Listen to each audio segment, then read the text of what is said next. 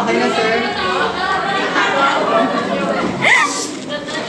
Magandang hapon sa inyong lahat. Kami ang pangkat pangalawa at naatasan sa amin ng argumentatum ad baculum. Sa aming larawan, nagpapakita to ng tatlong senaryo. Ang una ay ang paggamit ng dahas o pagpilit ng pag-amin ng kasalanan na hindi naman siya ang gumawa. Dahil sa panahon ngayon ng justice ay hindi na fair, karamihan ginagamit ng mayayaman ng kapangyarihan nila na paaminin ng mga taong wala namang talagang sala. Sa pangalawa naman, ito ay persa, paghila pababa ng kapamilya mo. Kasi sa panahon ngayon, kung kailan nakakaangat ka na, hinilain ka ng mga kapamilya mo pababa dahil gusto nila na sila yung nasa pwesto mo at hindi ikaw. Sa pangatlo naman, ito ay ang issue sa panahon ng mga estudyante.